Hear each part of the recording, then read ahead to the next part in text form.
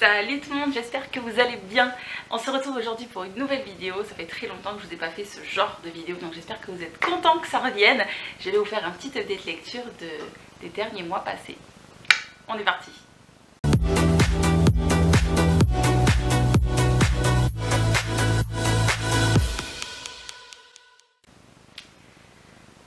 Alors, le goût de la lecture m'est revenu fin juin et je suis vraiment ravie que ça revienne. Ça fait longtemps que j'avais pas autant lu et je suis vraiment contente. Alors je vais vous présenter les dernières lectures des derniers mois. Il faudra que je retrouve mon rythme, à savoir tous les combien je vous sors ce genre de vidéo. Mais là je vous sors le meilleur de mes lectures de ces derniers moments. Donc j'espère que ça va vous plaire. Il y a au résumé de la romance et du Young Adult Fantasy. C'est notamment ce que j'ai beaucoup lu, donc j'espère que ça va vous plaire. Et dans cette vidéo il n'y aura pas de manga, donc j'espère que les habitués seront pas trop déçus. Je vais essayer de vous faire une vidéo spéciale manga si ça vous tente, parce que j'en ai vraiment beaucoup lu. J'ai dû lire une vingtaine de séries au moins, donc si ça vous intéresse pas, que je sois au courant. Voilà, alors je vais vous sortir le seul bouquin que j'ai en papier, parce que tout le reste je l'ai lu sur ma liseuse. J'espère que les couvertures ça vous ira quand même. D'habitude je vous mets les liens en barre d'infos si jamais vous voulez voir les résumés ou quoi que ce soit. Alors le bouquin que je vous présente en premier, donc c'est le tome 4 de Jennifer Alarmentrouth. Ça c'est Renew Adult, dont je ne connais pas le nom. Jeu d'imprudence, édité chez J'ai lu. En fait je l'avais acheté à sa sortie et je ne l'avais jamais lu. Et donc là le fait de déménager, je l'ai récupéré, je l'ai sorti de la palle. J'ai fait un petit tri dans ma palle au passage d'ailleurs. Et je me suis jetée dessus. Et que dire que j'ai encore adoré. J'adore les romans de Jennifer Alarmentrouth, j'adore notamment ses New Adults, c'est ce que je préfère finalement d'elle, plutôt que sa série Dark Elements ou Lux, je crois que c'est ça son autre série. C'est ce que je préfère. Donc là, on est sur une demoiselle qui connaît déjà le bon monsieur, qui est amoureuse de lui depuis des années. Et en fait, il y a eu un quiproquo sur une nuit qu'ils ont passé ensemble il y a un peu moins d'un an. Et depuis, ils ne se parlent plus. Voilà, et il y a du coup des dialogues super sympas au début. La fille essaye de se débrouiller comme elle peut. J'ai aimé ses personnages, j'ai aimé passer un moment avec et je l'ai dévoré le livre. Voilà, je ne sais pas quoi vous dire d'autre. Si vous êtes habitué de l'auteur, je ne peux que vous la conseiller.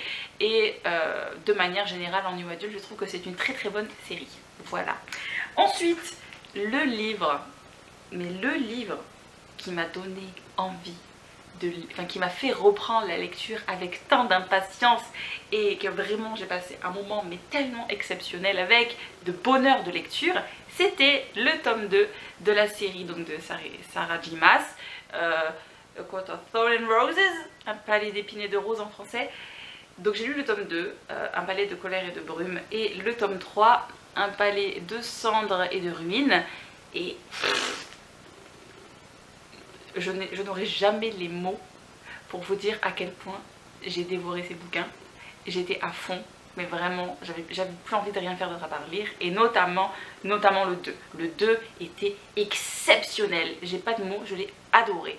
Sachant que, Un palais d'épines et de roses, le premier, je l'avais lu en 2016, je crois, ça faisait très longtemps. Donc, je me rappelais de rien. Mais vraiment de rien du tout. En plus, comme une folle que je suis, j'ai vite fait lu des petits résumés comme ça, mais je me rappelais vraiment plus de l'histoire du 1. Et j'ai adoré, j'ai quand même été vachement happée par l'univers, je me rappelais de rien. Et c'était percutant. Il y avait beaucoup de choses qui se passent. On reprend donc à la fin des éléments du premier, donc d'où moi qui étais perdue puisque je me rappelais plus. Mais les personnages sont hyper sympathiques, on est direct immergé. La personnalité de Fer est super. Moi je me suis vraiment sentie raccord avec elle, quoi. On avait les mêmes ondes et j'ai adoré. Il y a une romance qui m'a fortement plu, il y a des créatures surnaturelles, il y a un univers, il y a une tension par rapport aux ennemis. C'est vraiment un livre que j'ai aimé et notamment le personnage de Fer grandit énormément dans ce tome 2 et encore plus dans le tome 3. Voilà, et pareil le tome 3, très bon tome. Comme je vous disais, un peu en dessous par rapport aux deux quand même, mais c'était la fin de la série, donc très contente. La fin a été un peu trop joyeuse à mon sens, mais bon, ça ce n'est qu'une question de goût. Et là, du coup, ce matin, j'ai commencé le petit bouquin, je sais pas si on peut appeler ça une novella ou... Oui, est-ce que c'est un recueil de nouvelles? Je ne sais pas. Donc un palais de cours et de lumière, un truc comme ça. Je pense, j'ai oublié de vous faire la capture d'écran de la couverture. Je viens de le commencer ce matin, donc je peux pas vous en parler, ce sera pour une nouvelle vidéo. Mais je recommande vraiment cette série si vous lisez de la Young Adult Fantasy en français. Vraiment, allez-y. Si vous connaissez pas ACOTAR, c'est très... pardon, c'est l'acronyme en anglais. Donc Un palais d'épines et de roses. Si vous ne connaissez pas, mais vraiment, sans aucune hésitation, allez-y. Il est trop bien. La trilogie est sortie, c'est fini. Donc ça, vous pouvez y aller les yeux fermés. Voilà. Ensuite, je me suis peut-être un peu trop emballée sur cette série. Je suis navrée. Qu'est-ce que j'ai lu d'autre? Allez. On va couper un petit peu parce que du coup ce que j'essaye de faire quand je lis c'est de varier un petit peu les styles et de pas enchaîner de la young adult fantasy avec une autre série young adult. J'aime bien couper en général dans ce que je lis et donc là j'ai pris une auteure que vous savez sûrement que j'aime beaucoup et dont j'attendais beaucoup la sortie. Donc c'était le livre La fiancée de Kirakas, édité chez Robert Laffont dans la collection R. Et là malheureusement ça a été une déception pour ma part. Alors déjà c'est une duologie, faut le savoir, parce que moi au début je pensais que c'était un one shot. C'est une duologie et j'ai hâte de lire le tome 2 mine de rien, mais ça n'a pas été un coup de cœur comme la sélection. Je pense pas que j'en aurai souvent des coups de cœur comme cette série. Mais en fait l'héroïne m'a un peu laissé de marbre au début. En fait on aurait dit que c'était pas sa propre vie qu'elle vivait, on aurait dit qu'elle était à côté de sa vie. Et donc il y a des moments où j'étais vraiment pas intéressée parce que je comprenais pas ses réactions, je comprenais pas ce qui se passait. Mais par contre la fin est hyper surprenante, hyper intéressante. Et en fait le problème est là, c'est que je pense que il y a eu trop de longueur avant que ce soit vraiment mis en place, avant qu'on soit vraiment happé par l'histoire. Et c'est vraiment le reproche que je fais à ce bouquin, c'est que ça met trop de temps à vraiment démarrer. Donc oui, je lirai le 2 quand il sortira. Je ne sais pas d'ailleurs quand est-ce qu'il sort le tome 2, je ne me suis pas du tout renseignée. J'ai passé un bon moment, c'est passé très vite, c'est écrit gros en plus, vous doutez bien, c'est un collection R. Mais voilà, ce sera vraiment pas mon préféré de Kirakas, loin de là. Ensuite, bah donc on va faire pareil, je vais alterner mes lectures et je vais vous parler d'un fantasy. Donc c'est le deuxième que j'ai lu qui me faisait vraiment envie pour cet été et j'ai vraiment pas tardé avant de me le faire. Donc j'ai lu Donne-moi ton cœur, le tome 1 par Sarah Wolf, édité chez 12-21. En tout cas en e-book c'est 12-21, en éditeur papier je ne sais pas. Mais lui aussi, mais un résumé de dingue si vous ne l'avez pas lu. Donc on suit, comment elle s'appelle déjà? Zera je crois, qui n'est pas humaine. Voilà, qui est un anti-héros. En fait elle... je vais vous la faire simple, elle travaille pour le compte des sorcières, faut pas tout vous raconter non plus, et en fait elle va avoir pour mission de se rapprocher du prince héritier pour éviter une guerre entre les humains et les sorciers. Voilà, je vais rester un peu large pour pas tout vous dévoiler sur l'intrigue.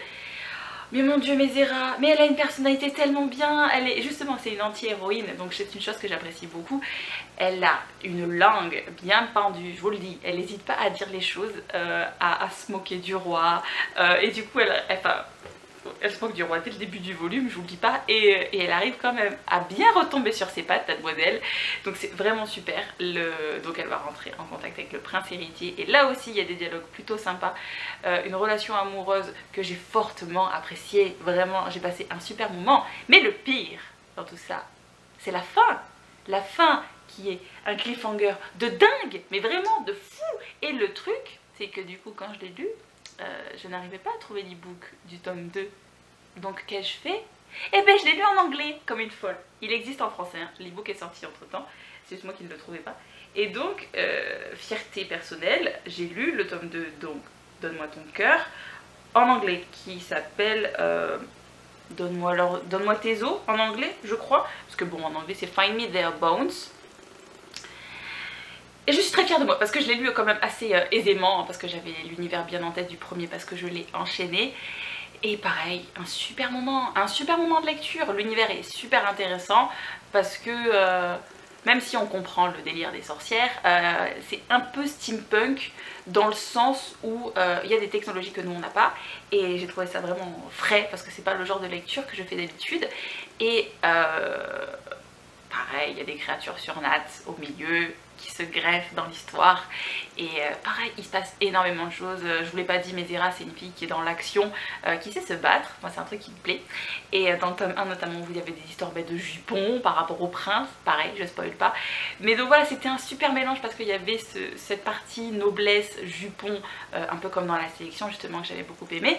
Mais à côté, vous avez de l'action parce que Zera, elle est pas là juste pour faire joli, pour faire de la déco. Voilà, donc vous avez cet équilibre entre les deux, des dialogues poignants pétillant avec des phrases punchy. Donc c'est vraiment un livre qui se lit vite parce qu'il y a vraiment un rythme de lecture très intense et c'est ce que j'aime beaucoup dans cette série. Et le tome 2 n'a pas dérogé à la règle. Voilà, encore des super dialogues, encore de l'action et ça n'a pas loupé, encore un super cliffhanger qui vous laisse sur votre faim. Voilà, mais le problème c'est que le tome 3 n'est pas encore sorti en VO, mais je le lirai, c'est une certitude vu le moment de lecture super sympa que j'ai passé avec cette série. Voilà, ensuite, qu'ai-je lu? Écoutez, j'ai encore lu une romance, je ne sais pas si ça fait... Oui, c'est une new romance, voilà, c'est écrit, donc c'est édité chez Hugo. Donc j'ai lu T'atteindre de Elle Sévenot, je suis navrée hein, pour les couvertures. Qui est un one shot, donc ça c'est cool, ça fait du bien de temps en temps de ne pas être toujours embarqué dans des séries. Et c'était super sympa, j'ai passé un très bon moment avec ce bouquin, notamment parce qu'en fait on voit notre personnage principal grandir et au début du roman en tout cas, le roman est du point de vue du garçon. C'est une chose que j'apprécie beaucoup et que je ne lis pas assez, il faudrait que je me concentre un peu plus sur des romans de ce style. Donc on lit un garçon qui est captivé par une nana, par sa danse en fait. Grâce à la danse, en la voyant sur YouTube, il va se mettre à faire de la danse lui aussi, tout ça pour la rencontrer et pour danser avec elle. Voilà, et donc on commence le roman, il a 11 ans je crois, et la majorité du bouquin se passe donc quand il est adulte, il a 23 ans, je crois 25 ans, quelque chose comme ça, et donc on va avoir les interactions avec cette fille, donc ça parle beaucoup de danse, et bon c'est de la new romance, vous vous doutez bien qu'il y a des petits soucis au milieu, que c'est pas hyper joyeux tout le temps, que les personnages sont un peu durs au début, mais j'ai passé un bon moment, je les lis vite, enfin voilà, je ne peux que vous le recommander s'il est dans votre palle. On passe un moment fortement agréable, le fait que ça parle de danse aussi, moi c'est un thème que je lis peu, donc voilà, super lecture d'été quoi. Et ah oui, super sujet qui est traité et que j'aime beaucoup, tiens, important de le signaler, ça parle de l'homosexualité des mecs dans la danse, comme quoi tous les mecs qui font de la danse ne sont pas gays, et ça m'a plu. Voilà, ça c'est un truc qui m'a beaucoup plu, de savoir qu'on pouvait être un danseur et être non pas efféminé, d'être masculin, enfin voilà, j'ai beaucoup aimé cette thématique dans ce roman. Voilà, j'ai l'impression vraiment de ne pas avoir de super avis à vous donner, je suis navrée, mais on va dire que c'est la reprise. On va dire que c'est pour ça. Ensuite, dernière lecture dont je veux vous parler, et là ça va être très chaud d'en parler, parce qu'en fait, j'ai fini le tome 3 cette nuit, et... je suis submergée encore par cette lecture, donc j'espère que je vais pouvoir vous en parler correctement. Donc j'ai lu l'intégrale de Prince Captif par C.S. Paca, édité chez Milady. Alors, Prince Captif, le tome 1, la couverture que je viens de vous montrer, je l'avais lu en 2015 à l'époque. Et me demandez pas pourquoi, j'ai eu envie de me le relire, parce que je relis jamais mes bouquins. J'ai eu envie de me le refaire, et je me rappelle, j'ai regardé mon avis de 2015 avant de le commencer pour me faire un petit peu une idée. Et au final, je l'avais moins aimé en 2015 que maintenant. Maintenant, je l'ai beaucoup plus apprécié. Alors, le tome 1 n'est pas à mettre dans les mains de tout le monde, voilà, je le dis de suite, comme ça si ça vous intéresse pas, mais au moins vous pouvez passer, parce que c'est le dernier livre de la vidéo et je vous dis ciao, à bientôt. Mais si c'est un livre qui vous intrigue, il est dur. Déjà, il parle d'homosexualité, c'est une romance entre deux hommes. Donc déjà, si c'est un sujet qui vous intéresse pas, vous pouvez passer votre chemin. Mais en fait, le tome 1 est très dur parce que ça parle d'esclavagisme. Il y a des scènes de pédophilie, des scènes de viol, il y a de la torture. Donc, c'est quand même un peu compliqué, ça peut pas être lu par tout le monde, mais moi j'ai passé un bon moment parce que ça fait partie de l'univers en fait, c'est considéré comme un livre fantasy, même s'il n'y a pas de créatures surnaturelles, ce sont que des hommes, mais c'est juste que c'est dans un autre univers, et en fait il y a deux pays qui se font la guerre. Ils sont pas encore en guerre, mais ils n'ont pas de super relation, donc on a Vert qui est inspiré de la France, et Akielos qui est inspiré de la Grèce, donc deux pays qui n'ont pas de super rapport, qui ont des cultures vraiment différentes, et pour faire bref, donc on a le prince héritier d'Akielos, qui va être envoyé en tant qu'esclave au prince du pays opposé, on va dire. Et en fait, personne ne sait que c'est le prince héritier de l'autre pays. Voilà, donc je vous dis pas plus de révélations parce que c'est plus tendu que ça. Il y a encore des éléments qui font que les deux sont censés vraiment se détester. Et on est vraiment sur une histoire syndrome de Stockholm, amour-haine, tout ça, c'est vraiment dur. Mais j'ai adoré. La plume fait que vous avez vraiment envie de savoir la suite.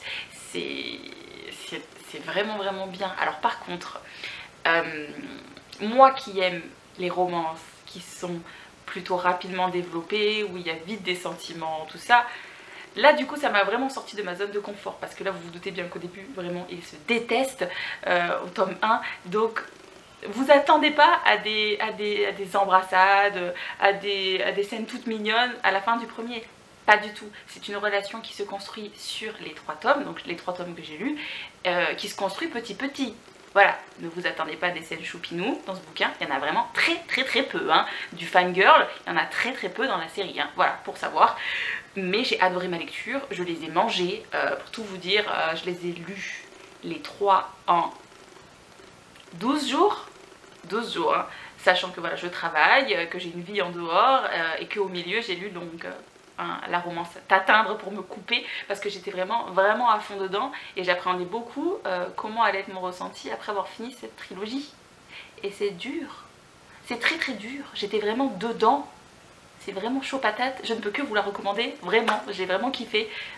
En fait le plus dur, voilà, c'est de passer le premier, qui a des scènes vraiment compliquées, et enfin pas à mettre dans toutes les mains plutôt, je devrais dire. Mais voilà, après c'est hyper intéressant, vous avez des magouilles politiques, des trahisons, des batailles, donc voilà, comme je vous dis, une petite romance qui se distingue derrière, un univers créé, enfin vraiment trop bien quoi. Au début du tome 1 je me disais mais je comprends pas, pourquoi il y a autant d'euphorie sur cette série, je comprends pas tout ça, et puis finalement je comprends. C'est vraiment addictif et je vous recommande vraiment beaucoup. Voilà. Et puis après je peux pas vous parler des tomes 2 et 3 parce que sinon ce serait vous spoiler, mais avis global sur la série je vous recommande beaucoup. Pour information, il y a aussi des novellas qui sont sortis uniquement en anglais. J'ai lu qu'une seule des novellas qui est sur le couple principal et elle n'apporte pas un grand intérêt à la série, donc si vous ne lisez pas les novellas ce n'est pas très grave, voilà. Et ce sont les lectures dont je voulais vous parler. Donc je vous ai déjà dit précédemment qu'actuellement je lisais Un palais de cour et de lumière de Sarah J. Maas que j'ai commencé ce matin. Et j'espère que cette vidéo update lecture vous a plu et que je pourrai en faire une prochainement. Je vous souhaite une bonne journée et à bientôt. Ciao!